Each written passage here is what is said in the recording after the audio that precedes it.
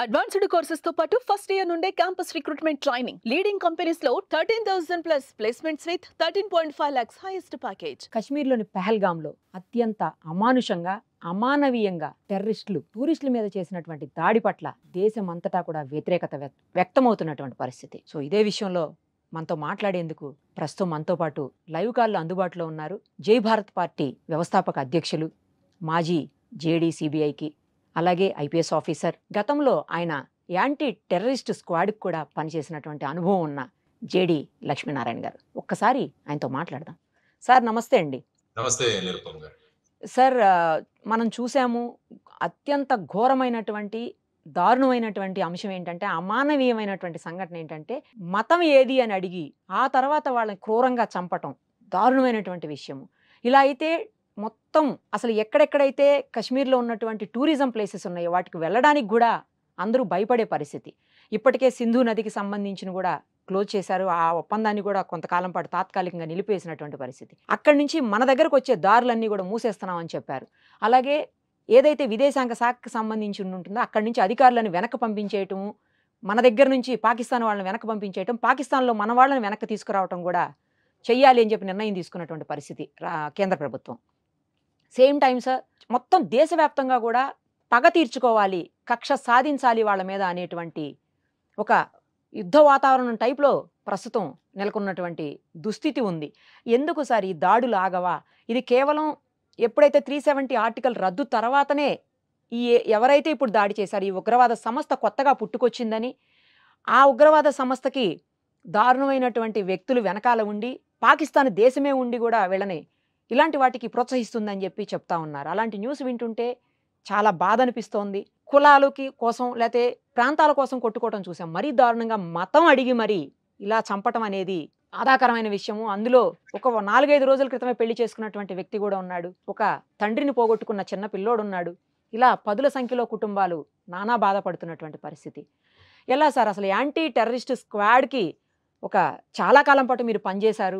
ఎలా అసలు ఇలా చెయ్యాలి అన్న ఆలోచన వాళ్ళు పైగా జవానుల రూపంలో వచ్చారని చెప్తున్నారు. అసలు అత్యంత హై అలర్ట్ ఉండేటువంటి ఏరియా అది, చాలా సెక్యూరిటీ ఉంటుంది. అలాంటి ప్లేస్లో ఇలా ఎలా జరిగింది? వీటిని ఎలా ఆపగలుగుతాం సార్ అసలు?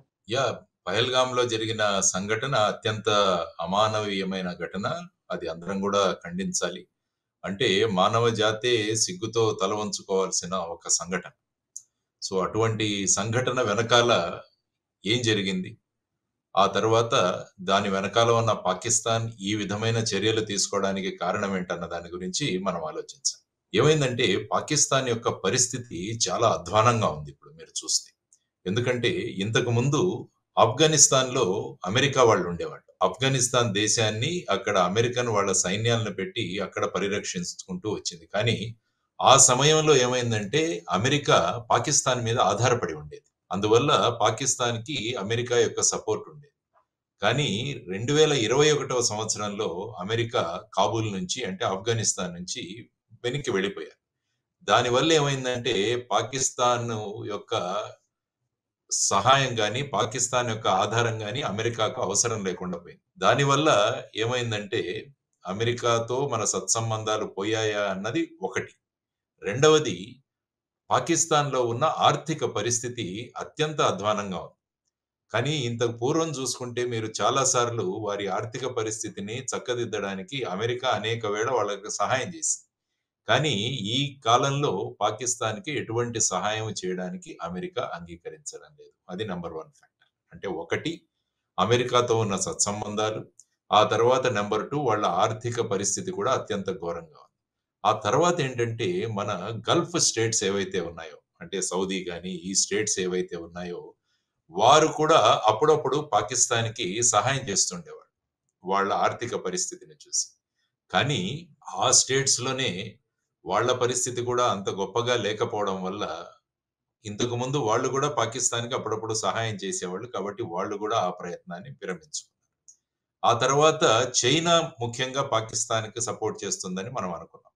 కానీ చైనా ఏదైతే అత్యంత ప్రతిష్టాకరంగా మొదలుపెట్టిన బెల్ట్ అండ్ రోడ్ ఇనిషియేటివ్ అన్నది ఒకటి ఉన్నది. అందులో చాలా అంశాలు పాకిస్తాన్లో వెళుతున్నాయి, కానీ చాలా ప్రాజెక్టులు పాకిస్తాన్లో నిలిచిపోయి ఉన్నాయి. ఈ 3 కారణాలు మనం చూసుకుంటే పాకిస్తాను ఎక్కడా కూడా ప్రపంచ పటంలో వారి యొక్క ప్రాధాన్యతను ఎక్కడా కూడా ప్రకటించుకోలేకపోతోంది. ఆ తర్వాత మీరు చూసుకుంటే పాకిస్తాన్‌లో ఉన్న అనిశ్చితి ఎప్పుడు కూడా రాజకీయంగా చూసుకుంటే ఎప్పుడు కూడా ఈ విధమైన అనిశ్చిత అక్కడ ఉంటుంది. ఆ తర్వాత అక్కడున్న అవినీతి. తర్వాతొచ్చేసి గవర్నెన్స్ సరిగా లేకపోవడం. సో, ఈ విధంగా ఏవైతే పాకిస్తాన్ వాళ్ళు మేము అది చేస్తాము, ఇది చేస్తామని చెప్పారో అవన్నీ కూడా చేయలేకపోతున్నారు. సో, ఈ విధమైన పరిస్థితి చూసుకుంటే, తర్వాత ఈ మధ్యలో చైనీస్ ఇంజినీర్సు, ప్రాజెక్ట్ సూపర్వైజర్‌లు అన్న వాళ్ళు బలూచ్‌లో ఉన్న టెర్రరిస్టులు చంపేశారు. ఒక ఘటన జరిగింది మీరు వినుంటారు. సో, ఈ విధంగా చూసుకుంటే అంతర్జాతీయ రంగంలో కూడా పాకిస్తాన్ అన్నది ఒక ఫేవరబుల్ నేషన్‌గా కాదు. అది టెర్రరిజంను ప్రోత్సహిస్తుందని అక్కడ ప్రధానంగా చెప్పబడుతుంది. సో, ఆ తర్వాతొచ్చేసి ఏదైతే తాలిబాన్ రెజీమ్ ఇప్పుడుందో కాబూల్‌లో, వారు కూడా పెద్ద పాకిస్తాన్‌తో అంత గొప్పగా సన్నిహితంగా లేరు. సో, ఈ విధమైన పరిస్థితులలో పాకిస్తాన్ ఏమి చెయ్యాలి అన్న స్థితి లేకుండా, ఆ విధంగా ఏదో ఒకటి మన ఉనికిని అన్నది ఒక సైడ్ తీసుకుంటే, భారతదేశం బ్రహ్మాండంగా ముందుకు వెళుతుంది. అంటే ఇంతకు ముందు ఎప్పుడు కూడా పాకిస్తాన్‌ను కశ్మీర్ గురించి ఏదైనా మనం తలపెడితే దానికి అడ్డుపడేది. కానీ ప్రస్తుతం ఉన్న ప్రభుత్వం మీరింతకు ముందు అన్నట్టు ఆగస్టు 5వ తారీఖు 2019న మనం ఆర్టికల్ 370 అన్నదాన్ని తీసేసాం. అబ్లిగేషన్ ఆఫ్ ఆర్టికల్ 370 అంటాం. ఆ తర్వాత కశ్మీర్‌కు స్పెషల్ స్టేటస్ తీసేసి దానిలో 2 యూనియన్ టెరిటరీగా చేసి, అంటే పాకిస్తాన్ ఏమాత్రం కూడా ప్రభావం దీని మీద చూపలేకపోయింది. మన ప్రభుత్వం బ్రహ్మాండంగా ముందుకు వెళుతుంది. అది వాళ్ళకొక పెద్ద చెంపపెట్టు. ఆ తర్వాత చూస్తే మనం ఎన్నికలు కూడా చక్కగా నిర్వహించారు. అక్కడ ప్రజా ప్రభుత్వం కూడా ఏర్పడింది. సో, ఈ విధమైన పరిస్థితిలో ఒకవైపు జేడీ వాన్స్ మన అమెరికా యొక్క వైస్ ప్రెసిడెంట్ భారతదేశ పర్యటన సందర్భంగా సాధారణంగా ఏమవుతుందంటే అక్కడ కూడా పర్యటనలు జరుగుతుండేవి ఇంతకుముందు. కానీ జేడీ వాన్స్ పర్యటనలో ఎక్కడా కూడా పాకిస్తాన్‌లో వెళ్ళే ప్రసక్తే లేదు అన్నది ఆయన టూర్ ఐటినరీలో వచ్చింది. సో, ఇటువంటి పరిస్థితిలో మనం ఏం చేయాలి అన్నది తరువాత మన గల్ఫ్ దేశాలతో మన సంబంధాలు కూడా చక్కగా పెరుగుతున్నాయి. ముఖ్యంగా నరేంద్ర మోడీ గారు ఎప్పుడైతే సౌదీ అరేబియాలో ఉన్నారో, ఇంతకుముందు అదే దేశం పాకిస్తాన్‌కి భారతదేశంతో జరిగిన యుద్ధాలతో ముఖ్యంగా 1971లో జరిగిన యుద్ధంలో సౌదీ వారు పాకిస్తాన్‌కు సహాయం చేశారు. కానీ ఆ దేశంతో భారతదేశం సత్సంబంధాలు పెంచుకుంటోందన్నది వాళ్లకు వచ్చింది. కాబట్టి వీటన్నిటిని కూడా చూసుకొని ఫైనల్‌గా మా ఉనికిని తెలియజేయాలి అన్న ఉద్దేశంతో ఇటువంటి చర్యను చేపట్టారు. ముఖ్యంగా అక్కడున్న టెర్రరిస్ట్ ఆర్గనైజేషన్స్. ఇంతకుముందు లష్కర్-ఇ తైబా అన్న ఆర్గనైజేషన్ ఉండేది. ఆ ఆర్గనైజేషన్ యొక్క న్యూ అవుట్‌ఫిట్ వచ్చేసి ది రెసిస్టెన్స్ ఫోరం టీఆర్ఎఫ్ అని. వారు మళ్ళా వాళ్ళ ఉనికిని తెలియజేసుకోవడానికి ఈ విధమైన అటాక్ అన్నది, ఎందుకంటే టూరిస్టు విపరీతంగా పెరుగుతున్నారు. మీరొక్కసారి జమ్మూ అండ్ కాశ్మీర్‌లో జరుగుతున్న ఇన్వెస్ట్‌మెంట్‌లు చూసినా కూడా చాలా గొప్పగా జరుగుతున్నాయి. మీరు 2023, 24 చూస్తే సుమారుగా ఐ థింక్ 3,200 కోట్ల దాకా అక్కడ ఇన్వెస్ట్‌మెంట్ పెట్టడం జరిగింది. ఆ తర్వాత టూరిస్టుల సంఖ్య కూడా పెరిగింది. తర్వాత పర్ క్యాపిటా ఇన్‌కమ్ కూడా పెరిగింది జమ్మూ అండ్ కాశ్మీర్ వారిది. సో, ఈ విధమైన పరిస్థితులలో మరి ఏం చేయాలి? ఔట్ ఆఫ్ డెస్పరేషన్ ఆ విధంగా వాళ్ళు ఈ విధంగా చేసిన చర్య అని నేను అంటాను నిరుపమ్ గారు. సార్ అంటే ఇప్పుడు మాకేం సంబంధం లేదని ఏదో కల్లబుల్లి మాటలు చెప్తుంది గానీ పాకిస్తాన్ దీని వెనక ఖచ్చితంగా 1000% పాకిస్తానే ఉందనేది నిర్వివాదాంశం సార్. ఇప్పుడు ఏదైతే సంఘటన జరిగిందో ఇంత పెద్ద ఘటన ఈ మధ్య కాలంలో జరగలేదు అని చెప్తా ఉన్నారు. మీరు యాంటీ టెర్రరిస్ట్ స్క్వాడ్‌కి కూడా అంతకుముందు గతంలో పనిచేసున్నారు కాబట్టి, ఆ అనుభవంతో చెప్పండి సార్. ఇలా అంటే హై సెక్యూరిటీ ఉన్న దగ్గర కూడా ఇలా ఎలా చేయగలిగారు అనేది ఇప్పుడు పెద్ద క్వెషన్ మార్క్‌లా కనిపిస్తోంది. అంటే మీరన్నట్టు పాకిస్తాన్ మాకేం సంబంధం లేదు అని మాట్లాడుతున్నారు. యాక్చువల్‌గా మీరు ఏప్రిల్ 15న ఆ పాకిస్తాన్ యొక్క army chief general Asim Munir అన్నాయన మాట్లాడాడు. ఎక్కడ? అది కూడా ఆయన ఒక పెద్ద సభలో ఓవర్‌సీస్ పాకిస్తానీ కన్వెన్షన్ ఇన్ ఇస్లామాబాద్‌లో ఏప్రిల్ 15న ఆయన ఏం మాట్లాడారు అంటే, మా దేశంలో మా మతాలు వేరు, మా ఆచారాలు వేరు, మా ట్రెడిషన్స్ వేరు, మా ఆలోచనలు వేరు, మా ఆకాంక్షలు వేరు. కాబట్టి ఏదైతే 2 నేషన్ థియరీ అన్నదానికి వల్ల ఈ 2 దేశాలు ఏర్పడ్డాయి. కాబట్టి మేము ఒక దేశం కాదు, మేము 2 దేశాలే అని ఆయన మాట్లాడాడు ఏప్రిల్ 15న.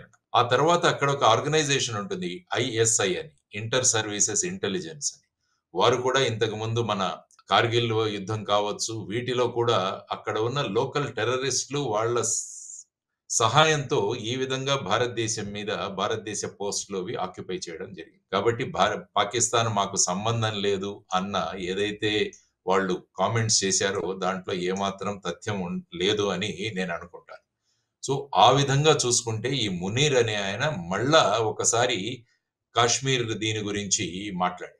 ఆ తర్వాత దాన్ని ఇచ్చి ఇది మాది మాకొక ముఖ్యమైన నాడి, జుగులర్ వెయిన్ అంటారు. అది మాకు కశ్మీర్ అన్నది మాకు విధంగా అని మనం అంటాం.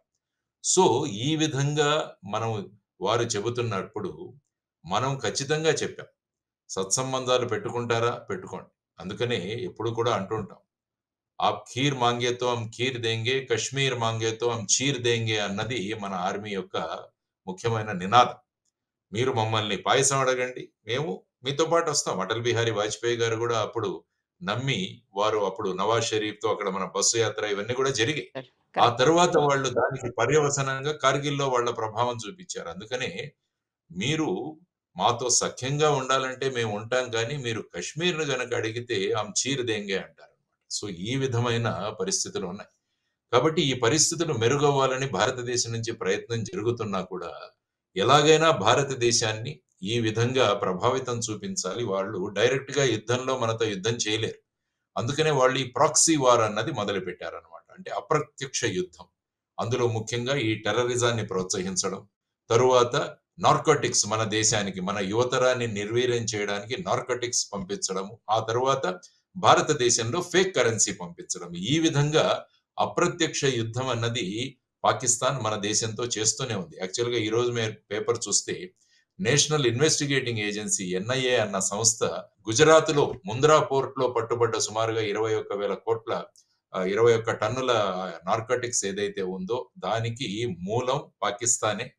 భారతదేశానికి వీటిని సప్లై చేసి నార్కో టెర్రరిజాన్ని ప్రమోట్ చేయడానికి ఆ ఫండ్స్‌ని తీసుకురావడానికి పాకిస్తాన్ ప్రయత్నం చేస్తోందని ఎన్ఐఏ కూడా కోర్టులో వాదించింది. సో ఇటువంటి పరిస్థితులలో ఈ సంఘటన జరగడం అన్నది దీనన్నిటికీ మూల కారణం ఖచ్చితంగా పాకిస్తాన్ ప్రభుత్వం యొక్క ప్రమేయం, అక్కడ ఉన్న ఐఎస్ఐ ఏజెన్సీలు, ఆ తర్వాత అక్కడ ఉన్న టెర్రరిస్ట్ సంస్థలు, వీటన్నిటి యొక్క ప్రోద్బలం వల్ల నిన్న మన పహల్గాంలో జరిగిన ఘటనకు ప్రధానమైన కారణం అని మనం చెప్పుకోవచ్చు. యాక్చువల్‌గా మీరు చూసుకుంటే యాంటీ టెర్రరిజం స్క్వాడ్‌లో మేము పనిచేస్తున్నప్పుడు కూడా ఒక మాడ్యూల్‌ని ఒకటి బ్రేక్ చేశాం. సుమారుగా 16 AK-47లు, 3200 AK-47 అమ్యునిషన్‌లు, ఆర్‌డీఎక్స్, గ్రెనేడ్స్ వీటిలన్నింటినీ పట్టుకోవడం జరిగింది. దాని వెనకాల ఉన్న 25 మంది గ్యాంగ్‌ను కూడా పట్టుకొని వాళ్ళందరికీ కూడా యావజ్జీవ కారాగార శిక్ష విధించింది. మహారాష్ట్రలో ఇప్పుడు వాళ్ళంతా కూడా జైల్లో ఉన్నారు.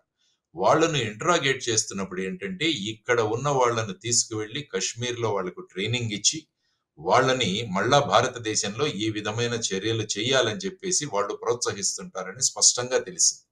సో ఇటువంటి ప్రయత్నాలన్నది పాకిస్తాన్ ఎప్పుడు కూడా కొనసాగిస్తూనే ఉంటుంది.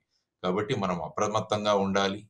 తర్వాత ముఖ్యంగా నిన్న జరిగిన సంఘటనలో మరి ఇంటెలిజెన్స్ ఫెయిల్యూర్ ఏమైనా అయిందా అన్నది కూడా మనం యాహ్! సార్. ఆలోచించాల్సిన అదే. అవసరం. అదే. ఎందుకంటే ఇంత మంది టూరిస్టులు అక్కడ పెరుగుతున్నప్పుడు మనం ఎప్పుడు కూడా ఈ సమస్య ముగిసిపోయింది అన్న భావన ఎప్పుడు కూడా రాకూడదు మనం.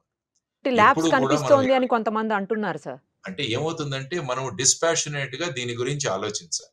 అంటే ఈ విధంగా వాళ్ళు చేసిన చర్య నిందనీయం. దానికి ప్రత్యుత్తరం ఇవ్వాల్సిందే. There is no doubt.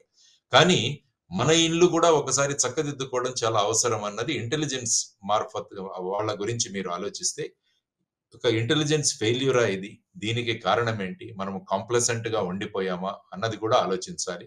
ఆ తర్వాత ఏ విధంగా ఈ విషయాన్ని మనం అంతర్జాతీయంగా ఇప్పుడు చూసుకుంటే ప్రపంచంలో ఉన్న అన్ని దేశాలు దీన్ని ఖండించాయి. ఈ చర్యను అన్ని దేశాలు ఖండించాయి. కాబట్టి ఇంటర్నేషనల్ లెవెల్‌లో మనం పాకిస్తాన్ వాళ్ళు ఇంకా కూడా ఈ విధమైన టెర్రరిజాన్ని ప్రోత్సహిస్తున్నారన్నది మనం యునైటెడ్ నేషన్స్ గాని మిగతా ప్లాట్‌ఫార్మ్స్ మీద మనం తీసుకువెళ్లాల్సిన అవసరం. ఆ తర్వాత నిన్న జరిగిన సిసిఎస్ మీటింగ్‌లో వాళ్ళు కేబినెట్ కమిటీ ఆన్ సెక్యూరిటీ మీద వారు తీసుకున్న నిర్ణయాలు మీరు ఇంతకు ముందే చెప్పారు. ముఖ్యంగా ఎప్పుడో 1960లో చేసుకున్న ఈ వాటర్ ట్రీటీ ఏదైతే ఉందో మనం దాన్ని కూడా మనం నిలుపుదల చేయడం. తర్వాత మీరన్నట్టు అక్కడ ఉన్న సిబ్బందిని, తర్వాత ముఖ్యంగా పాకిస్తాన్ ఎంబసీల్లో వాళ్ళ ఆర్మీ పర్సన్స్ ఎవరైతే ఉన్నారో వాళ్ళందరినీ కూడా వెనక్కి పంపించమని, ఆ తర్వాత వీసాలు ఏదైనా మనమంతా సార్క్ కంట్రీస్‌లో ఒక ఒప్పందం ఉంది. మనకన్ని వీసాలు వాళ్ళకి సులభతరంగా ఇవ్వాలని. కాబట్టి ఇక పైన పాకిస్తాన్ నేషనల్ ఎవరికీ కూడా ఈ వీసాలు ఇవ్వము. ఎవరికైతే ఆల్రెడీ వీసాలు ఉన్నారో వాళ్ళు 48 గంటల్లో భారతదేశాన్ని విడిచి వెళ్ళిపోవాలని కూడా నిన్న తీసుకున్న నిర్ణయం జరిగింది. కాబట్టి ఇవి మనం తీసుకున్న నిర్ణయాలు. అంతర్జాతీయ ప్లాట్‌ఫార్మ్ మీద ఈ విధమైన పాకిస్తాన్ యొక్క నిజ స్వరూపాన్ని ప్రకటించడం. ఆ తరువాత ముఖ్యంగా మన ఇంటెలిజెన్స్ ఏమైంది అన్న దాన్ని కూడా మళ్ళా ఒక్కసారి డిస్కస్ చేసుకొని దాంట్లో మనకెక్కడైనా షార్ట్ కమింగ్స్ ఉన్నాయా? ఎక్కడైనా లూప్ హోల్స్ ఉన్నాయా? అన్నవి కూడా చేసుకొని ఆ విధంగా ముందుకు వెళ్ళాలి. ఆ తర్వాత పాకిస్తాన్ మీద ఎటువంటి చర్యలు మీరు చూసుకుంటే పుల్వామా సంఘటన జరిగిన తర్వాత భారతదేశం నుంచి సర్జికల్ స్ట్రైక్స్ చేయడం జరిగింది. అక్కడ ముఖ్యంగా బాలాకోట్ ఆ పరిసర ప్రాంతాల్లో ఈ టెర్రరిస్ట్ క్యాంపులు ఏవైతే ఉన్నాయో వాటన్నిటిని కూడా సమూలంగా నాశనం చేయడం జరిగింది ఆ సందర్భంగా. సో ఇప్పుడు ఏ విధంగా మనం మిలిటరీ చర్యలు ఏ విధంగా తీసుకోవాలన్న దాని గురించి ఆచితూచి దాని గురించి తీసుకోవాల్సిన అవసరం ఉంది. తీసుకోవాలి ఖచ్చితంగా. టెర్రరిజాన్ని ఎవరైతే ప్రోత్సహిస్తున్నారో వారి మీద ఎక్కడా వెనుకంజ. ఎలాగైతే ఇజ్రాయెల్‌లో మీరు చూస్తే హమాస్ వాళ్ళు ఏ విధంగా గాజా స్ట్రిప్‌లో అక్కడ అల్లకల్లోలం సృష్టిస్తున్నారన్న దృష్టిలో ఇజ్రాయెల్ కంటిన్యూయస్‌గా అక్కడ అటాక్స్ చేస్తూనే ఉంది. సో అటువంటి పరిస్థితులలో మనం ఏం చేయాలి అన్నది ఖచ్చితంగా కేంద్ర ప్రభుత్వంలో ప్రధానమంత్రి గారి అధ్యక్షతన తర్వాత మిగతా రాజకీయ పక్షాలన్నీ కూడా దీన్ని ఖండించాయి. ఖచ్చితంగా పాకిస్తాన్ మీద చర్యలు ఉండాలి అన్నది మీరన్నట్టు దేశం కోరుకుంటోంది. ఎందుకంటే ఈ విధమైన సంఘటన ఇంతకు ముందు వచ్చి కాల్పులు జరిపేవాళ్ళు గాని ఈసారి జరిగిన సంఘటనలో ఏంటంటే మీరన్నట్టు మీరు ఏ మతానికి చెందిన వాళ్ళు అని ప్రత్యేకంగా అడిగి ఆ కన్ఫర్మేషన్ చేసుకొని ఆ తర్వాత వాళ్ళను చంపడం అన్నది ఇది నెక్స్ట్ లెవెల్‌కి టెర్రరిజం వెళ్ళిందని మనం చెప్పుకోవాల్సిన అవసరం. సో ఈ దారుణంగా విధంగా ప్యాంటులు కూడా తీసి చూసి చెక్ చేసి అదేనమ్మా. సో ఈ విధంగా చేయడం అన్నది చాలా నిందనీయం. సో ఈ విధంగా మన చర్యలు ఉండాలన్నది మనమందరం కూడా అనుకోవాల్సింది. సార్ ఇప్పుడు సరిహద్దులు మూసివేశారు. రావడానికి వీలు లేకుండా చేశారు. తర్వాత కొన్ని ఒప్పందాలన్నిటిని కూడా పక్కకు పెట్టేసేటువంటి పరిస్థితి. వీటి వల్ల ఏమన్నా యూజ్ ఉంటుందా సార్? అంటే కొంతవరకైనా అక్కడి నుంచి మనకి ఉగ్రవాదులు వచ్చే అవకాశాలేమన్నా తగ్గే పరిస్థితులుంటాయా? లేకపోతే ఇదేమో పెద్దగా ఉపయోగం ఉండకుండా ఇక్కడ ఏదన్నా మనం గట్టి చర్యలు తీసుకుంటే తప్పించి అలా జరగకుండా ఉండే అవకాశం ఉంటుందా సార్? మీ అనుభవంతో చెప్పండి ఒక్కసారి. ఈ ఈ అంటే ఈ చర్యలన్నవి మనం తీసుకోవాలి. డెఫినిట్‌గా. ఎందుకంటే ముఖ్యంగా 65 సంవత్సరాల పూర్వమున ఇండస్ వాటర్ ట్రీటీ ఏదైతే ఉందో దానివల్ల ఏమవుతుందంటే ఇక్కడి నుంచి 3 నదుల్లోంచి నీళ్లు అటు సైడ్‌కి వెళ్ళాలక్కడ. ముఖ్యంగా భారతదేశం నుంచి 3 నదుల్లో వెళ్ళే సట్లెజ్, బియాస్, రావి అన్నది మన భారతదేశానికి కేటాయించింది. అదే మీరు తీసుకుంటే ఇండస్ అంటే సింధు, జీలం అండ్ చీనాబ్ అన్నవి పాకిస్తాన్‌కి కేటాయించింది. కాబట్టి ఈ నదులలోంచి పాకిస్తాన్‌కు మన దగ్గర ఉన్న నదుల్లోంచి అక్కడికి నీళ్లు వెళ్ళాలి అన్న దాన్ని మనం ఆపివేశాం. అంటే ఇక్కడ ఉన్న ఈ నదులలో ఉన్న నీళ్లకు మళ్ళా మన ఎత్తును పెంచి లేకపోతే మళ్ళా చెక్ డ్యామ్స్ లాంటివి నిర్మించి దానివల్ల ఏమవుతుందంటే పాకిస్తాన్ మళ్ళా ఆర్థికంగా ఎందుకంటే ఈ నీళ్లు వాళ్ళకి వ్యవసాయానికి కావాలి. కాబట్టి ఈ నీటిని మేము నిలిపివేస్తున్నామని వారు చెప్పడం జరిగిందన్నమాట. ఇది ఒక చర్య. ఆ తర్వాత మిగతా చర్యలు మీరు చెప్పారు. వాళ్ళ స్టాఫ్‌ను విత్‌డ్రా చేయడము, వీసాలు మనం విత్‌డ్రా చేయడము ఇవన్నీ కూడా దౌత్య సంబంధంగా మనం ఏం చేయగలం అన్నది చూపించిన విషయం. ఎప్పుడైనా ఏదైనా విషయం ఇలా జరిగితే ఒకటి దౌత్య సంబంధాల రూపంలో కొన్ని చర్యలు తీసుకుంటారు. తర్వాత బైలేటరల్ రిలేషన్ 2 దేశాలకు ఉన్న రిలేషన్స్ అంటే ఈ ఎంబసీ సంఖ్యను తగ్గించడం. ఇంతకుముందే 50 చేశారు. ఇప్పుడు దాన్ని 30 దాకా తగ్గించేస్తున్నారు. సో ఈ విధంగా ఆ తరువాత బేసిక్‌గా మిలిటరీ చర్యలు ఏంటి ఉండాలి అన్నది కూడా ఒక ఆలోచన జరిగింది. దాన్ని బట్టి వాళ్ళు ఖచ్చితంగా ఒక నిర్ణయం తీసుకుంటారు. అనుభవమైన నేతృత్వం ఉంది. కాబట్టి ఈ అనుభవమైన నేతృత్వంతో తర్వాత జమ్మూ అండ్ కాశ్మీర్‌లో ఉన్న గవర్నమెంట్‌ను కూడా కాన్ఫిడెన్స్‌లోకి తీసుకోవాల్సిన అవసరం చాలా ఉంది. ఎందుకంటే అక్కడ ప్రజలు ఎన్నుకున్న ప్రభుత్వం నేషనల్ కాన్ఫరెన్స్. కాబట్టి పొలిటికల్ విభేదాలు పక్కన పెట్టేసి ఆ ప్రభుత్వాన్ని కూడా కాన్ఫిడెన్స్‌లోకి తీసుకొని మనం ఏ విధంగా పరిస్థితిని అభివృద్ధి చేయవచ్చు అన్నది కూడా ఆలోచించాల్సిన అవసరం చాలా ఉంది. ఆ తర్వాత మిలిటరీ చర్యల గురించి ఐ థింక్ వారు యోగ్యమైన నిర్ణయం తీసుకుంటారని నేను అనుకుంటాను. Right sir. నిజంగానే. ఎందుకంటే యావత్ దేశం కూడా భారతీయులంతా ఎదురు చూస్తున్నటువంటి పరిస్థితి సార్. ఇక్కడైతే మతాలకి సంబంధం లేకుండా అందరూ చర్యల్ని వ్యతిరేకిస్తున్నారు. జరిగినటువంటి ఉగ్రవాద చర్యలు ఏవైతే ఉన్నాయో వాటిని. సేమ్ టైము కక్ష తీర్చుకోవాలి. ప్రతీకారం చెయ్యాల్సిందే అని జెప్పేసి చాలా నిన్నైతే చిన్న చిన్న పిల్లలు మాట్లాడుతుంటే కూడా చూశాను సార్ నేను. ఏదో ఒకటి చెయ్యాలి, మోడీ తాత ఏదో ఒకటి చెయ్యాలి అని చిన్న పిల్లలు అంటుంటే పార్క్‌లో నాకు ఆశ్చర్యం అనిపించింది. నేను ప్రత్యక్షంగా చూశాను. అంటే అందరిలో గూడా తీవ్రమైన వ్యతిరేకత వచ్చినటువంటి పరిస్థితి ఉంది సార్ ఈ ఘటనను. ఇంత పెద్ద ఘటన ఈ మధ్య కాలంలో ఎప్పుడు జరగలేదని వింటున్నాం సార్. నిజమేనా సార్? అంటే మనం జరిగిన పుల్వామా ఘటన. పుల్వామా తర్వాత. ఘటన సార్. తీసుకుంటే అందులో మన సీఆర్‌పీఎఫ్ వాళ్ళు అక్కడ డ్యూటీ రిప్లేస్‌మెంట్ కోసం వెళుతున్నప్పుడు ఆ సందర్భంగా జరిగిన ఇన్సిడెంట్. ఐ థింక్ ఫిబ్రవరి 14న జరిగిందనుకుంటానది. ఆ రోజు పుల్వామా సంఘటన జరిగి సుమారుగా 43 మంది సీఆర్‌పీఎఫ్ జవాన్లు ప్రాణాలు కోల్పోవడం జరిగింది. ఆ తర్వాత జరిగాయి సర్జికల్ స్ట్రైక్స్. ఆ తర్వాత మధ్యలో ఈ వారు అక్కడి నుంచి లోపలికి రావడానికి ప్రయత్నము, తర్వాత టెర్రరిస్ట్‌లను మట్టుపెట్టడం, తర్వాత మన ఆర్మ్డ్ ఫోర్సెస్ మీద గూడా వాళ్ళు చాలా మందిని వాళ్ళు కూడా చర్యలు తీసుకున్నారు. మన వాళ్ళు గూడా వీర జవానులు చాలా మందిని వాళ్ళు ప్రాణాలు కోల్పోయారు. ఇవన్నీ గూడా జరుగుతున్నాయి ఈ సంఘటనలు. ఎందుకంటే ముఖ్యంగా ఆర్టికల్ 370 అన్నది తీసివేయడం, తర్వాతొచ్చేసి అక్కడ ప్రజాప్రభుత్వం ఏర్పాటు చేయడము, తర్వాత పాకిస్తాన్‌కు ఎటువంటి స్థానము ఇవ్వకుండా, వారికి ఎటువంటి మాట్లాడేదానికి ఒక ఛాన్స్ గూడా ఇవ్వకుండా భారతదేశం ఈ విధంగా చేయడం వల్ల వాళ్ళు సైకలాజికల్‌గా వాళ్ళు చాలా కుంగిపోయి ఉన్నారు. తర్వాత నేను ఇంతకుముందు చెప్పినట్టు ఆర్థికంగా కుంగిపోయి ఉన్నారు. ఆ తర్వాత అమెరికాతోనూ మిగతా దేశాలతో ఉన్న సత్సంబంధాల మీద కూడా వాటి ప్రభావం, ముఖ్యంగా China belt and road initiative యొక్క ప్రభావం, వీటన్నిటి మీద బలూచిస్తాన్‌లో జరుగుతున్న విషయాలు, వీటన్నిటిని కలుపుకొని పాకిస్తాన్ ఒక డెస్పరేట్ స్టేట్‌లో ఉందన్నమాట. అంటే ఇంక ఏదో ఒకటి చెయ్యాలి, లేకుంటే మా ఉనికి ఇంకా ఉండదేమో అన్న భావన వాళ్ళలో వచ్చిన అయిపోతదేమోననే తర్వాత భయం. యాహ్! సార్. ఆ భయము, తర్వాత ఏప్రిల్ 15న ఆ జనరల్ మునీర్ మాట్లాడిన విషయాలు, వీటన్నిటిని అంచుకొని ఈ కొత్త టెర్రరిస్ట్ సంస్థ ఏదైతే ఉందో వాళ్ళ ఉనికిని కూడా చాటుకోవడానికి ఇవన్నీ కలిపి ఈ విధంగా జరిగిన చర్య అని నేను అనుకుంటాను. Right sir. Thank you sir. Thank you so much. Suman టీవీలో మీ పర్సనల్ అండ్ బిజినెస్ ప్రమోషన్స్ కోసం కింది నెంబర్కి కాంటాక్ట్ చేయండి.